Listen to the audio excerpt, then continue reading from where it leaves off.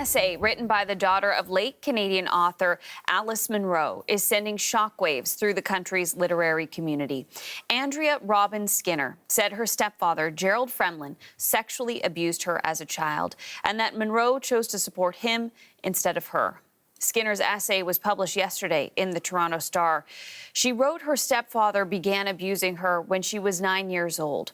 Skinner told her mother about the abuse years later when she was in her 20s and says Munro showed little sympathy. Skinner reported the abuse to police in 2005.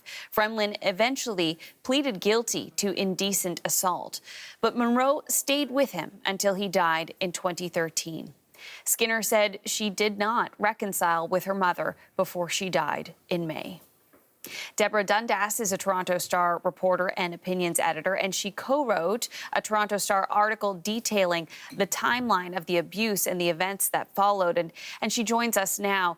Deborah, thank you so much for making time this afternoon. Thanks for having me, Jacqueline. So can you tell us about how you first heard Andrea's story?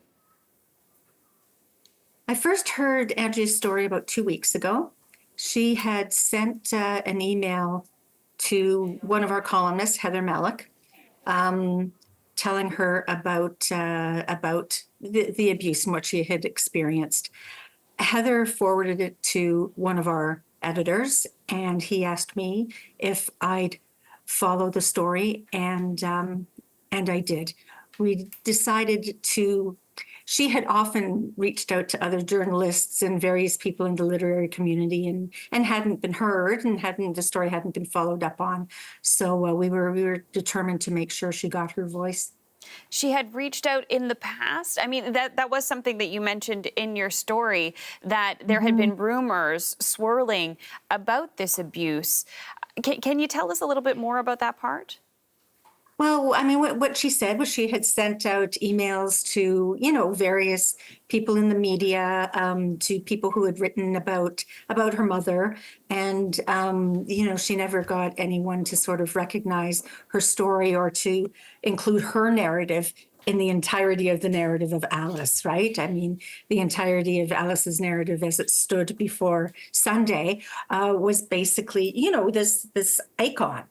This writing icon because of her stories and her work, and as it should have been. Her work is incredible. But that wasn't the entirety of the narrative, and she wanted to make sure that it included her story as well. How did it feel as a journalist to be taking on this story when, like you lay out there have been so many stories over the years about Alice Munro, but in a very particular light as the author, the award-winning author that she is?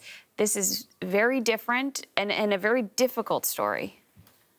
Nobel-winning author, no less. So, I actually said no at first when my editor asked me. I thought, I don't want to take on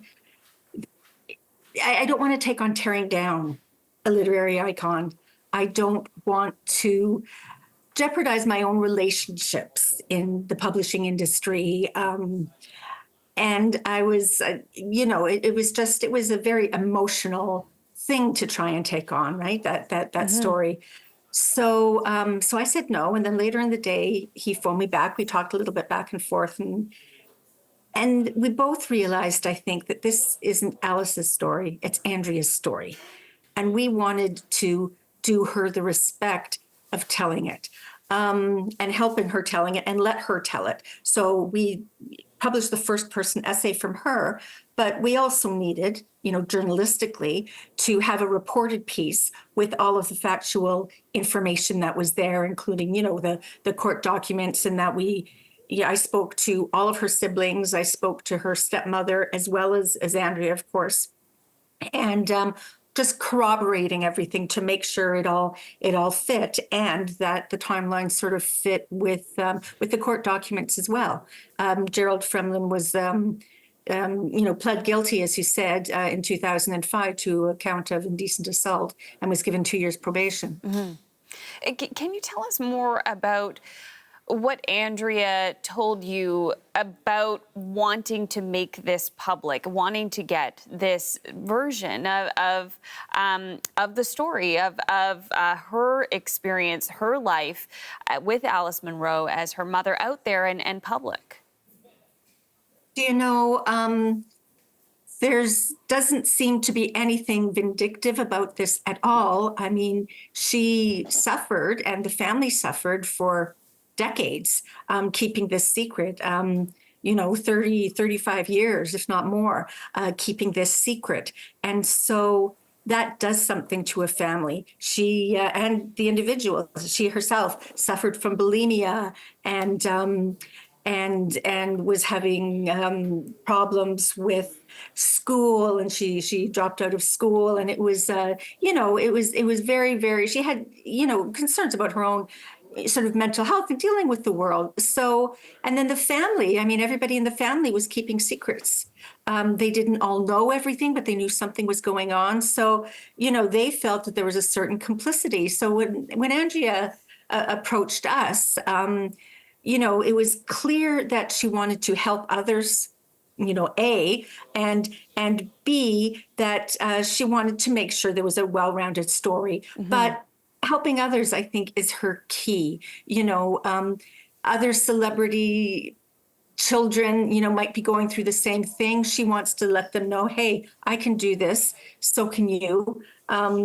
She wants to be sure that people know they're not alone. And I can't tell you the number of emails I've received just since then, from around the world, Germany, everywhere, and saying, thank you for doing this story, because I know now that I'm not alone. And it's having a powerful impact, and also that it's never too late to tell this story, right? It's never too late, and healing needs to be done, because if it's not, it gets suppressed, and that's no good for anyone. It is stirring a lot of reaction. I was just reading an opinion piece published this afternoon in the Globe by columnist Marsha Lederman, and she said, Miss Skinner never reconciled with her mother. How on earth can we? And she talked about the difficulty of opening Alice Munro's books again, or even just having them on her shelf. I wonder how you think that this could change Alice Munro's legacy. I think some people will react like that. I think now I've spent the last couple of weeks speaking in depth to 5 members of the family and rereading a lot of Munro, to just see where similarities were and what happened. And I think personally that, I mean, the work is the work. It's always been about domesticity. It's always been about what lingers beneath the surface. It's always been violent. It's always been sort of cynical. So that doesn't change anything. I think what it does, it gives us a point of view as to where that would have come from. It's a more rounded view of the author and where that came from. People will make their own decisions as to whether, they can stay on their bookshelves or not. I mean, they're staying on mine, but I've got a new perspective on them for sure. Deborah, we really appreciate you joining us to tell us about what went into reporting this story and more about the story itself of Andrea Skinner, Alice Munro's daughter. Thank you so much for your time. Thank you for having me. It's an important story. That was Deborah Dundas. She's a Toronto Star reporter and opinions editor.